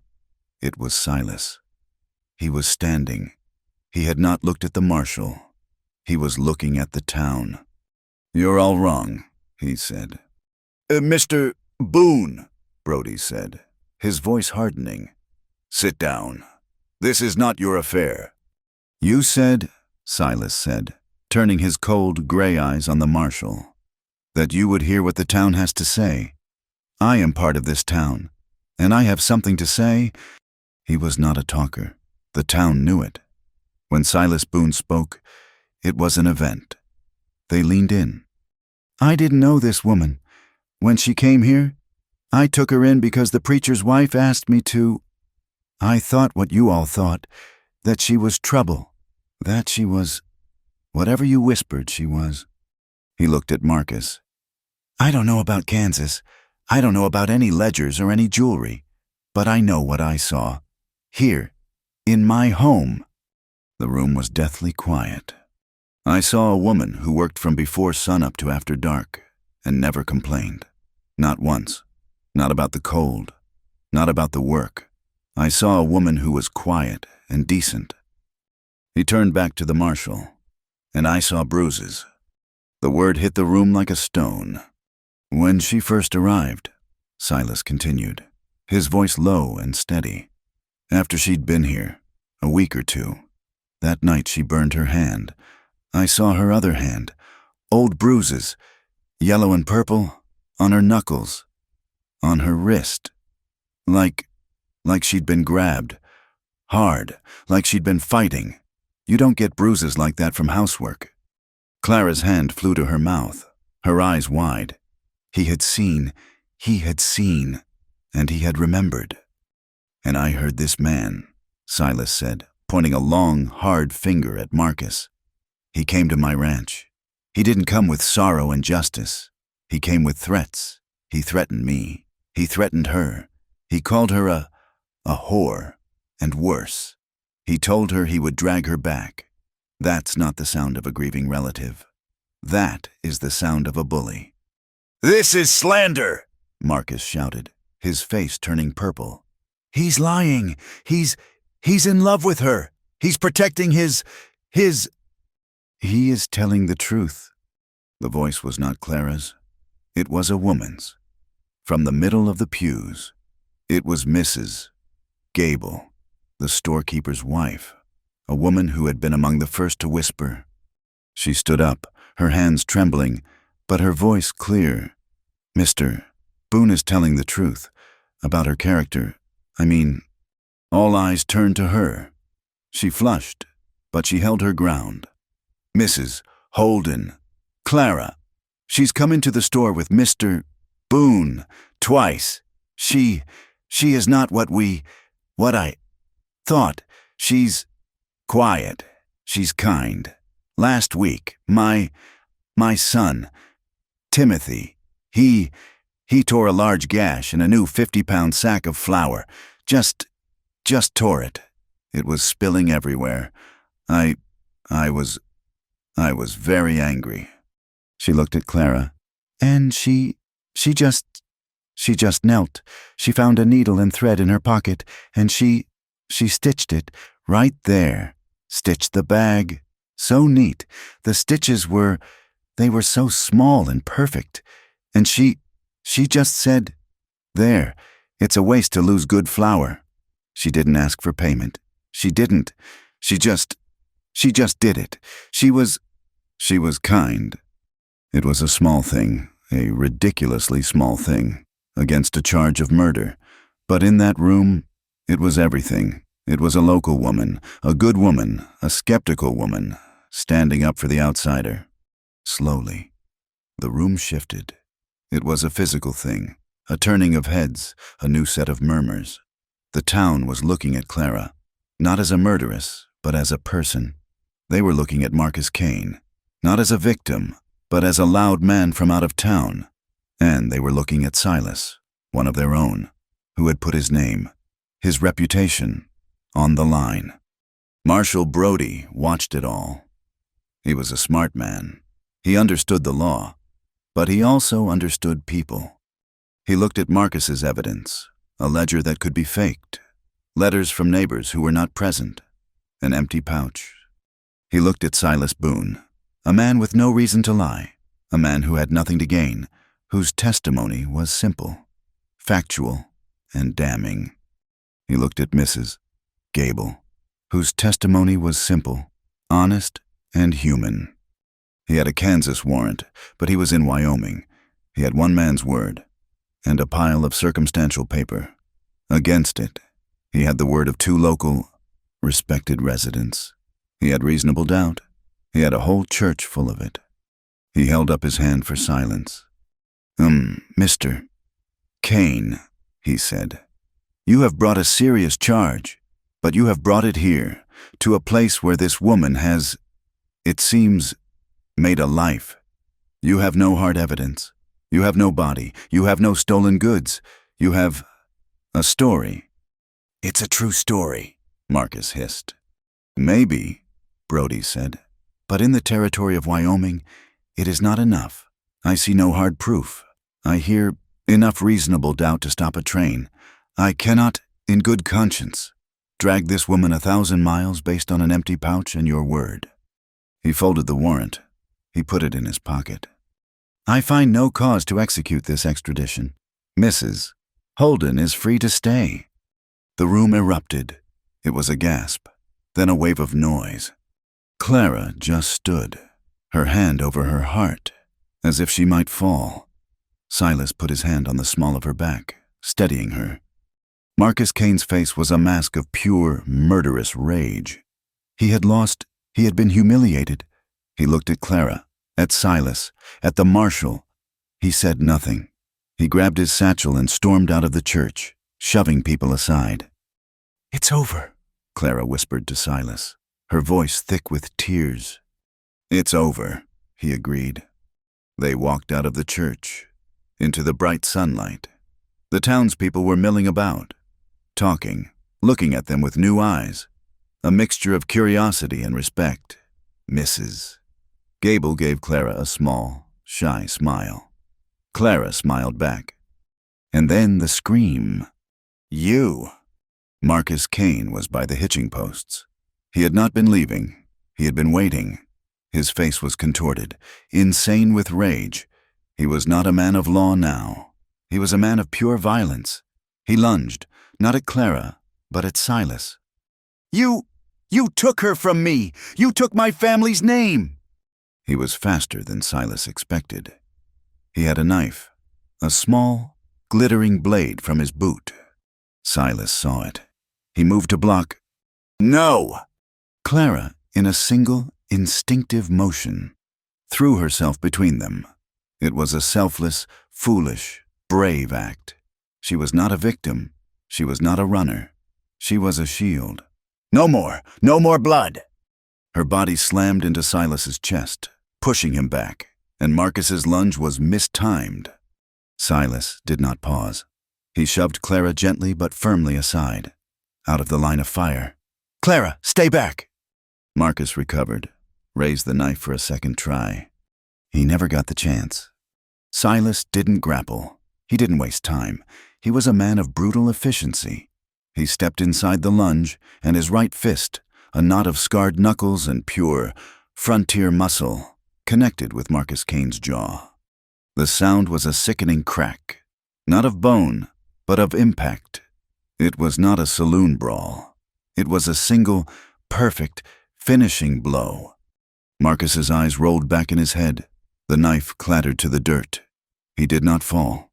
He collapsed, a sack of fine wool and broken pride, and lay unmoving in the mud. The entire street was silent. Silas stood over him, breathing hard, his fist still clenched. Marshal Brody was the first to move. He walked over, looked down at Marcus, who was groaning, and then looked at Silas. Silas met his gaze, cold and unflinching. He spoke, his voice low and carrying to every person on the street, a final proclamation. "You come for her again," he said to the unconscious man. "You won't walk away."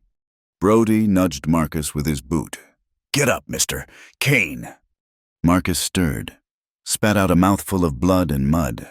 He was done. "Mr. Kane," Brody said, his voice flat and official. "You are no longer a complainant. You are a public disturbance. You assaulted a citizen. You pulled a weapon. I am giving you 1 hour to get on your horse and ride out of this territory. If I see your face in Dunhill after that, I will arrest you. Is that clear?" Marcus, holding his jaw, scrambled to his feet. He looked at the marshal. He looked at the cold, hard faces of the townspeople, who were now squarely, silently, on Silas's side.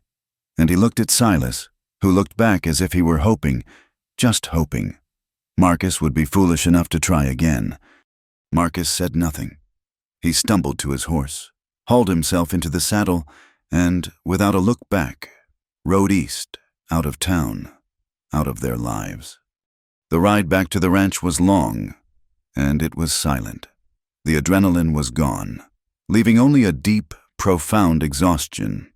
The sun was setting, painting the prairie in shades of orange and purple. They reached the cabin. They unsaddled the horses, fed the stock. They moved in their shared, quiet rhythm. They sat on the porch, as they had that morning, a lifetime ago. The air was cool, smelling of spring. For a long time, neither spoke. The only sound was the creak and the low call of a dove. Clara looked at their hands, resting on the wooden step between them. His, large and scarred. Hers, small and healing. She reached out. She laid her hand on top of his. His skin was warm, calloused. He did not pull away. He turned his hand over, his fingers lacing with hers. "You didn't have to stand by me," she whispered, her voice thick. "In that church, you put yourself against the whole town. For me." Silas sat for a moment. He looked at their joined hands. He looked out at the land, his land, which was now, somehow, theirs. "No," he said, his voice low and rough. "But I wanted to. I still do." Spring did not come all at once. It was a brawl. It came with the roar of the creek, swollen and angry, choking on a winter's worth of ice. It came with mud so deep it could steal a boot, and winds that, having lost their icy bite, now carried the unsettling, raw smell of damp earth and decay. The ranch, which had been a study in white and gray, was now a wounded, brown expanse, and the thaw, it seemed, was inside the cabin as much as outside. Silas Boone was a man thawing. The process was as slow and as messy as the land. He was a man unaccustomed to the light.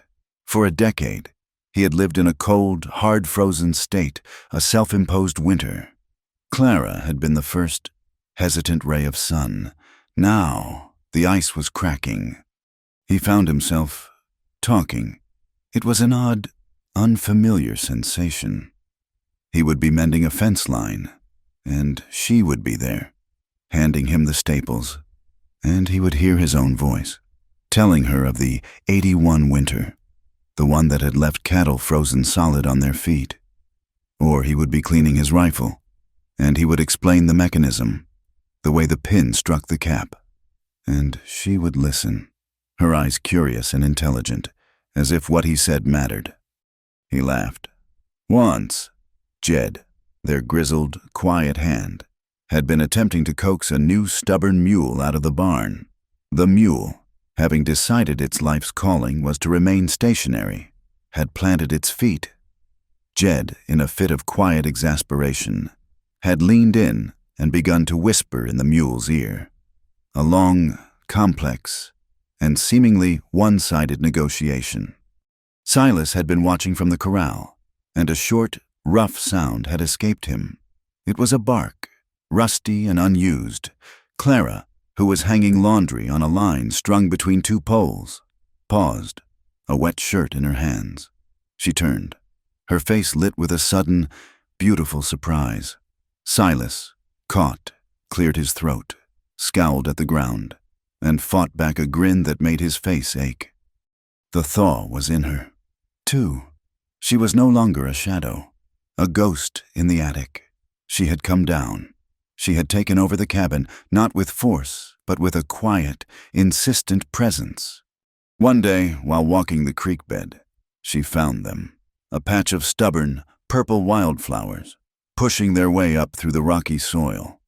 She had spent an hour carefully digging them up, her hands muddy, and she replanted them in a small, hopeful patch near the porch, in the one spot that caught the morning sun.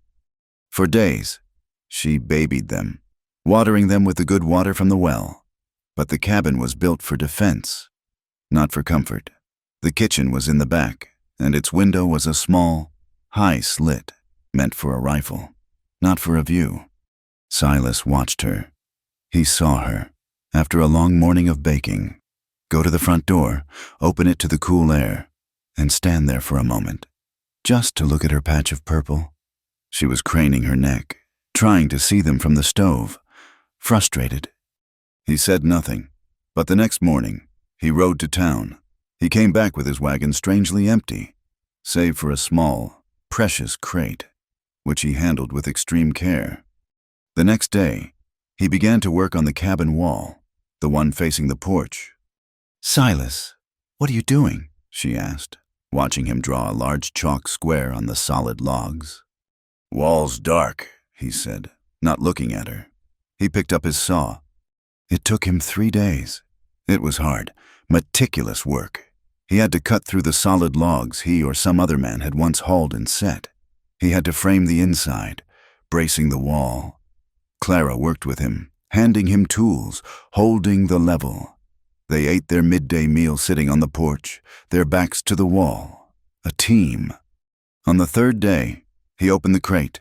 Inside, packed in straw, was a pane of glass. A real four-paned window. Something he must have ordered from Cheyenne. Something that had cost him. "Silas," she whispered, her hand going to her mouth. It's... Needs light, he grunted, but his face was set in concentration. He carefully, gently, set the window into the frame he had built. He sealed it, secured it. He stepped back, and she came to stand beside him. The afternoon sun, which had always been held at bay by the thick walls, streamed in. It lit the kitchen, illuminating the dust motes dancing in the air, finding the grain in the wooden table, and landing in a perfect golden square on the floor. And through it, clear as day, was the patch of wildflowers, nodding in the breeze. Clara said nothing. She couldn't. She just reached out, slid her hand into his, and squeezed. He squeezed back. Life fell into a rhythm. It was a rhythm of work, but it was no longer a rhythm of survival. It was a rhythm of building. They worked, they ate, they talked. They fell into a partnership so natural. It was as if they had been doing it for years. He would rise in the dark, but he was no longer rising alone. She would be there, her form a warm, soft presence in the bed beside him. He had moved her cot from the attic to his room, and then, after a week of that foolishness, he had simply taken the cot apart for firewood, and she had, without a word, taken her place in his bed. Nights were no longer a time of haunted silence. They were a time of healing. They would lie tangled, his limbs heavy, hers light. Sometimes he would wake in the dark, a memory of Shiloh's smoke in his nostrils, his heart pounding, but he would not be alone. Clara would be there. She would stir, her hand finding his in the dark, her touch a silent question, and he would hold her hand, feel the small, steady pulse, and the ghosts would recede. And sometimes she would cry out, a small, choked sound, her body rigid, her eyes wide with the terror of a fire, a locked door. He would hold her, his large, solid presence an anchor in her nightmare. He would hold her, murmuring her name. "Clara, Clara, you're here, you're safe, I'm here." And she would slowly, slowly come back to him, burying her face in his chest, her sobs muffled against his skin. Their past wounds were still there, but they were no longer fatal.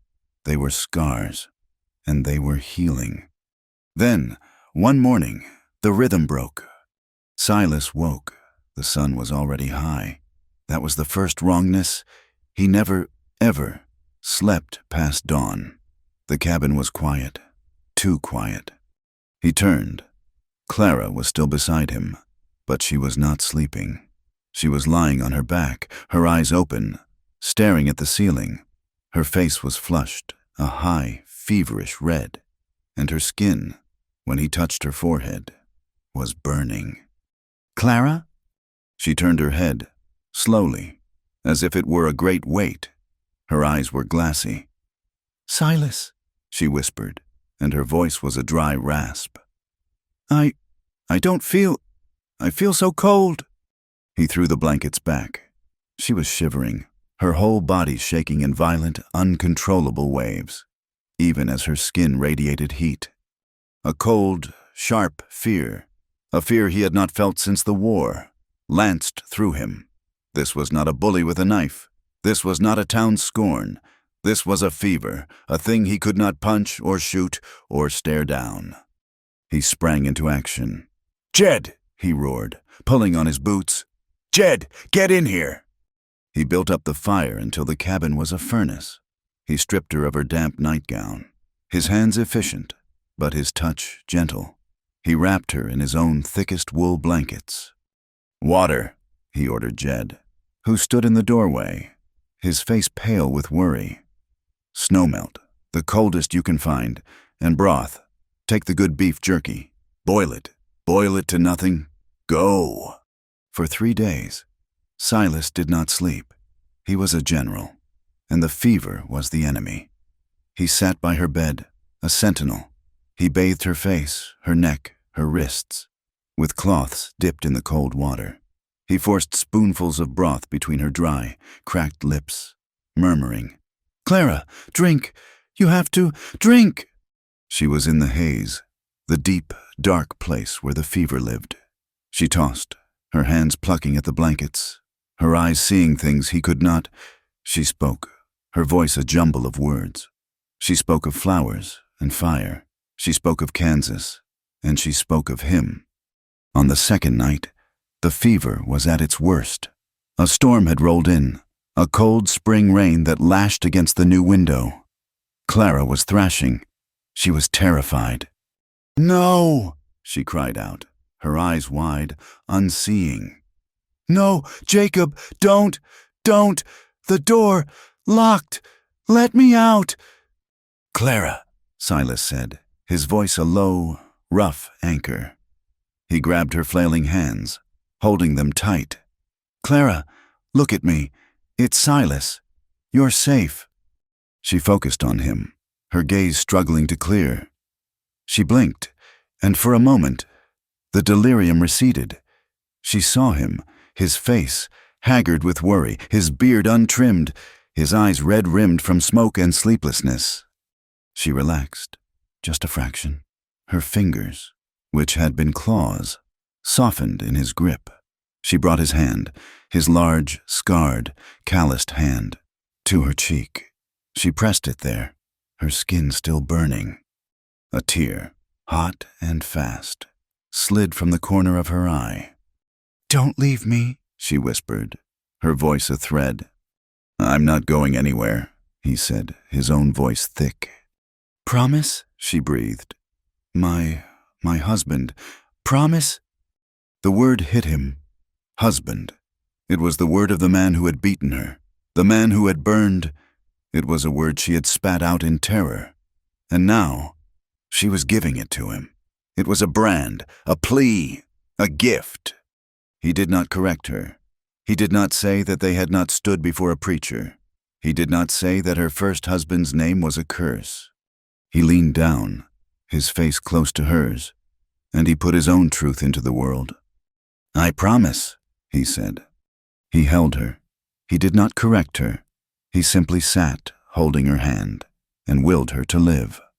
On the 4th morning, the fever broke.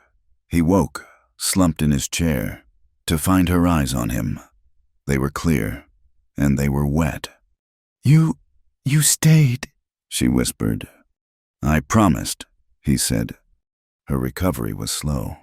For a week, she was too weak to leave the bed.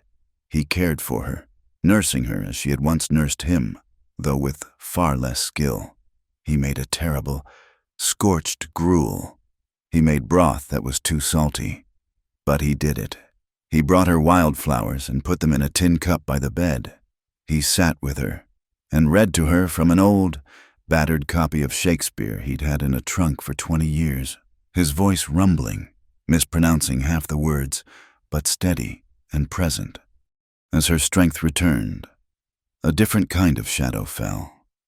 She was quiet again, but it was not the quiet of peace. It was the quiet of fear. One afternoon, the sun was streaming through the new window. She was sitting up in bed, her hair brushed, her face pale but her own. He was sitting on the edge of the bed, mending a bridle, his hands busy. "Silas," she said, her voice small. "Hmm?" I'm afraid." He stopped. He set the leather down. He looked at her.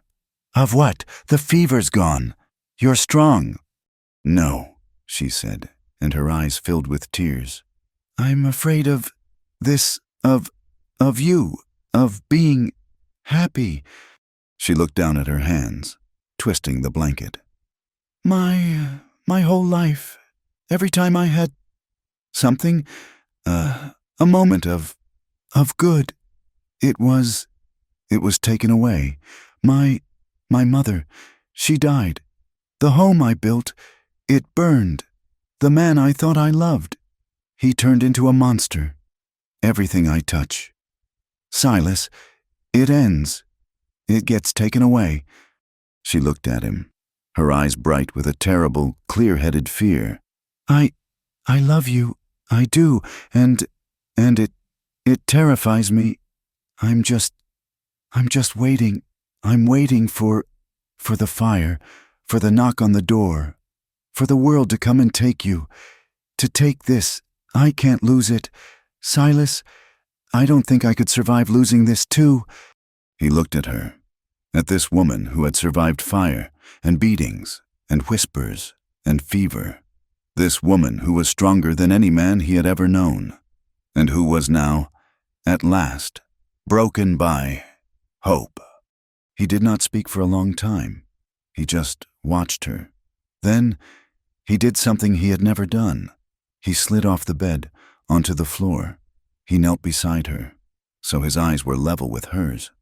He took her hands, her small, trembling hands, in his two large ones. "Clara," he said, his voice rough. "Look at me." She met his gaze. "We've both lost," he said, his voice a low, quiet truth. "I lost my peace in Pennsylvania. I lost count of the men I called friends. I lost my soul.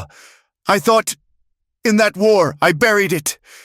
You lost everything, more than any person should ever be asked to lose." He squeezed her hands. "We've both lost more than we ever should have. We know what it is to have it all of it, burned to ash." He leaned in, his forehead almost touching hers. "Maybe it's time we keep something instead." It was not a question. It was a statement. It was a vow. It was the truest thing he had ever said. She looked at him, the tears streaming down her face, but a new light in her eyes. It was not the desperate, frantic desire of their first night. This was a choice. She leaned forward, and she kissed him. That night, their love was not a thing of desperation. It was not a flight from fear. It was a claiming. It was a slow, quiet, fierce promise. It was the joining of two people who had seen the worst of the world and had decided, together, to build something better. It was a love born not of hope, but of certainty. A certainty that, no matter what came, they would face it, together. The seasons turned. Spring gave way to a high, hot, glorious summer. The ranch thrived. The creek settled. The wild flowers bloomed, a riot of purple and yellow against the gray logs of the cabin. And Silas was building. He was in the yard, his shirt off, his back muscles moving under his sun-darkened skin. He was laying a foundation. He was adding a room. He was building a small, solid addition onto the side of the cabin, a room with its own window, a room that faced south. It's a small room. Silas," Clara said one evening, bringing him a cup of water. "It's big enough," he said, wiping the sweat from his brow. He looked at the structure he was making, his face proud. "It's a room for future things." Clara smiled. She stood on the porch, watching him work. She looked at the man he had become, solid and kind, and hers. She looked at the home they had made. And, as the sun began to set, casting long, golden shadows across the land, she placed a hand on her belly. It was not yet showing, not to his eyes, but she knew. She smiled, a soft, secret smile. The future thing was already here. Outside, the land was still wild. A hawk still hunted in the high, empty sky. The mountains were still and dangerous and unforgiving. But inside the cabin, in the house with the new window, warmth had taken root. And that night, as Silas Boone lay sleeping, his arm heavy and protective around his wife, he did not dream of war. He did not dream of cold, or silence, or emptiness. For the first time in years, he dreamed, and he dreamed of her. Thank you so much for listening to our story. We truly hope you enjoyed it. We would love to hear where in the world you are listening from. So please, drop a comment and let us know. If you loved this story, please consider subscribing to From Wild West for more tales of love, loss, and survival. And we would be so grateful if you shared your thoughts, in English, in the comments below. We read every single one. Thank you again.